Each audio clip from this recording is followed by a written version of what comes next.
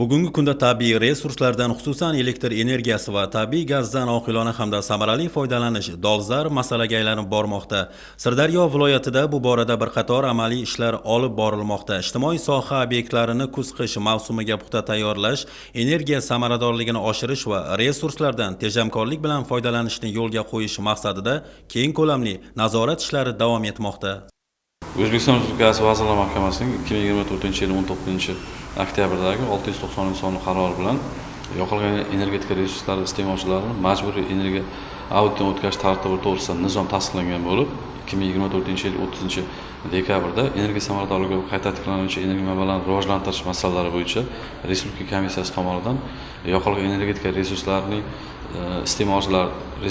iste'molchilarida energiyani tejash va energiya samarador ko'rsatkichlarini aniqlash va sarfini kamaytirish imkoniyatlarini aniqlash maqsadida 2025-yilda davlat energetika reyestriga Sirdaryo viloyatida 19 ta korxonalarda majburiy energetika tekshiruv o'tkazilishi belgilangan bo'lib, hozirgi kunda 7 ta korxona tomonidan o'tkazildi. Shu bilan birga ushbu korxonalarda belgilangan muddatlarda majburiy energetika tekshiruv o'tkazilmasligi mazkur nizom talablariga muvofiq yetkazib berilgan elektr energiyasi va tabiiy gaz uchun belgilangan tarifga nisbatan 1,5 barobar miqdorda o'suvchi koeffitsient qo'llanilishi va O'zbekiston Respublikasining energiyani tejash va undan oqilona foydalanish va energiya samaradorligini oshirish to'g'risidagi 940-sonli qonunning 48-moddasiga asosan o'rtacha oylik elektr energiya iste'moli qiymatining 3% miqdorida jarima solishiga sabab bo'ladi.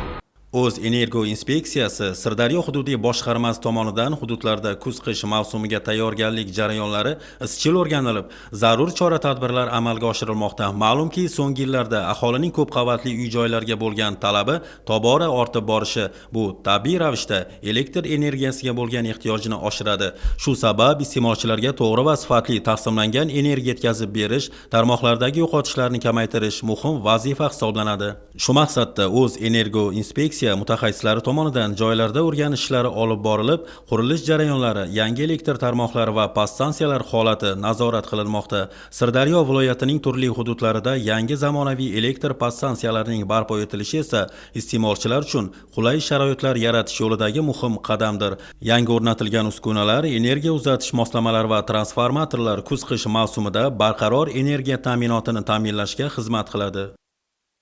Bugungi kunda 110-35-10 kilovoltli markaz podstansiyasida mavjud 25 hamda 16 megavolt amper kuch transformatorlari o'rniga kuz-qish mavsumini betalofat o'tkazish maqsadida hamda qo'shimcha zaxira quvvatlarini yaratish maqsadida 2 dona quvvati 40 megavolt amper kuchlanishli transformatorlar o'rnatilib, rekonstruksiya, modernizatsiya ishlari olib borilmoqda. Kuz-qish mavsumida aholining iste'moli oshishi hisobiga mana shu o'rnatilgan kuch transformatorlarimizdan aholi tomonidan uzluksiz sifatli elektr energiyasida ta'minlanadi hamda ushbu transformatorlarimiz uzoq yillik rejalarga asoslangan bo'lib, 20 yil, 30 yil hamda undan ham yuqori bo'lgan vaqt davomida ushbu transformatorlarimiz aholiga sifatli elektr energiya bilan ta'minlab turadi.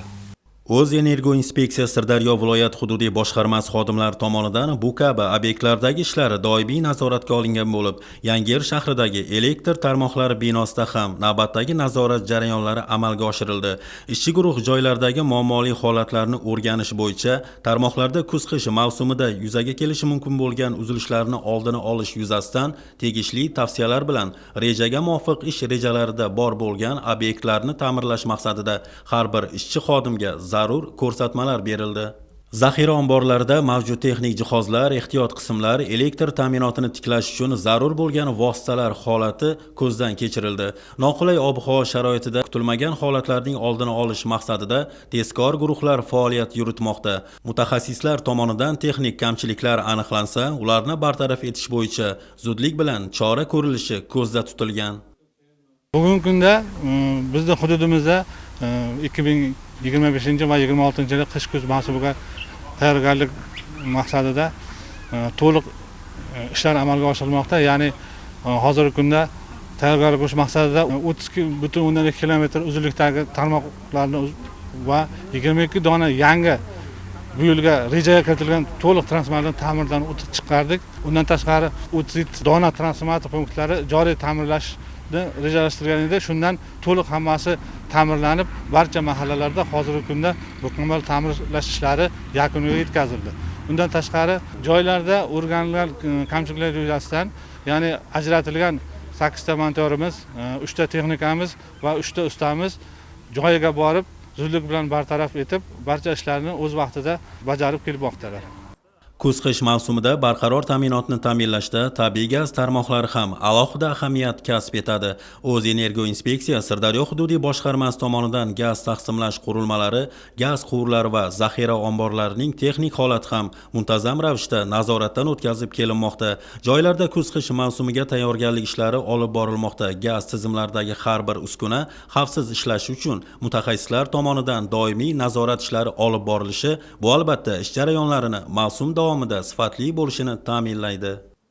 Bizning hududimizda 2025-yil 26-yil kuz-qish mavsumini betalofat o'tkazish uchun zaxira omborlarimizda hamma yetarli mahsulotlar zaxira qilingan bo'lib, bunga kutilmagan holatlarda avariya holatlari yuz bersa, darhol avariyni brigadalarimiz, ya'ni avariya dispetcherlik xizmati ushbu zaxiralar bilan o'sha holatni bartaraf qilish uchun ishlarni olib borishadi.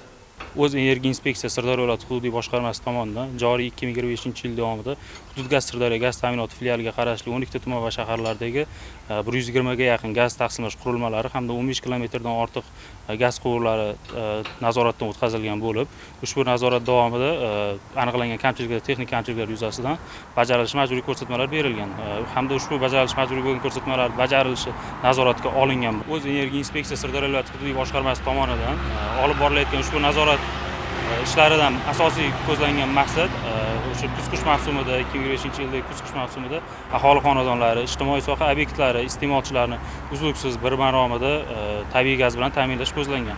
Hamda hozirgi kunda bu nazorat tadbirlari davom etayotgan bo'lib, o'sha aniqlangan xato va kamchiliklar to'g'risida ta'minot korxonasi rahbarlariga tegishli ko'rsatmalar berib kelinmoqda. Tabiiy resurslardan to'g'ri va tejamkor foydalanish bugun har bir soha, har bir korxona oldidagi muhim vazifalardan biridir. Shu maqsadda viloyatdagi yonilg'i quyish shoxobchalarida quyosh panellari o'rnatilib, qayta tiklanuvchi energiya manbalaridan foydalanish tajribasi ham yo'lga qo'yilgan. Quyosh panellari korxonalarga energiya tejamkorligini ta'minlashda xarajatlarni kamaytirish va atrof muhitga salbiy ta'sirini ko'rsatmasligi bilan ham ahamiyatlidir. Bu tizimlar albatta mamlakatimizda qayta tiklanuvchi energiya manbalarining keng joriy etilishini amaliy ifodasidir.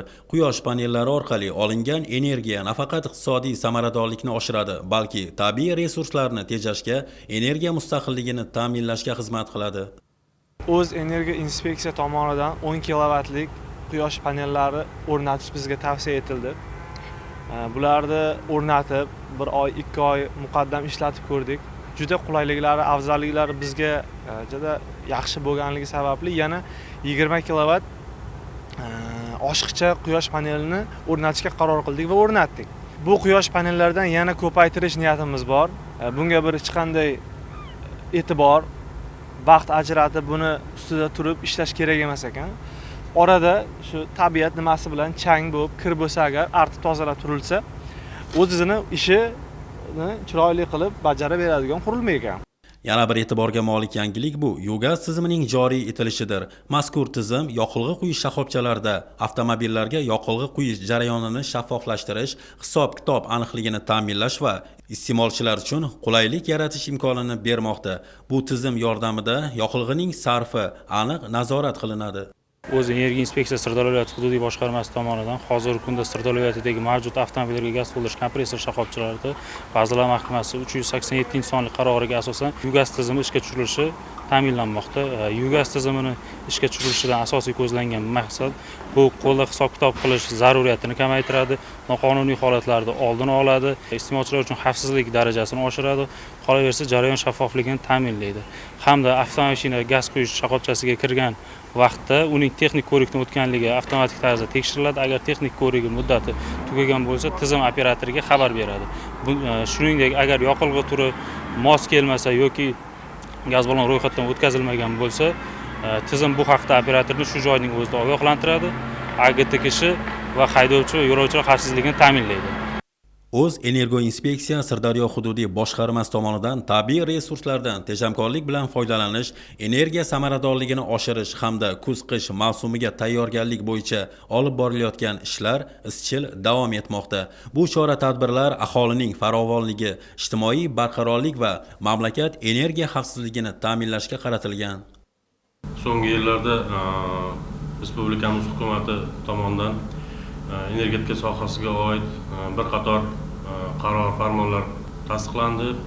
Bu orqali energetika sohasidagi islohotlarni jadallashtirish, respublikamiz bo'ylab o'sha iste'molchilarni uzluksiz elektr energiyasi, tabiiy gaz bilan ta'minlash, shuningdek ishonchlilikni oshirish, oshiqcha isroflarni kamaytirishga qaratilgan bir qator yirik ishlar amalga oshirilmoqda. Jumladan viloyatimiz bo'ylab yirik quvvatli quyosh paneli stansiyalari, shamol stansiyalari, undan tashqari par gaz qurilmasi o'rnatilgan stansiyalar ishga tushirildi.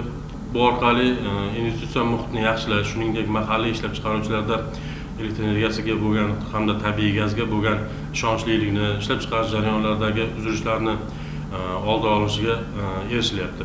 Tabiiy resurslardan oqilona foydalanish, energiya tejash va samaradorlikni oshirish bu nafaqat iqtisodiy, balki ekologik mas'uliyatdir.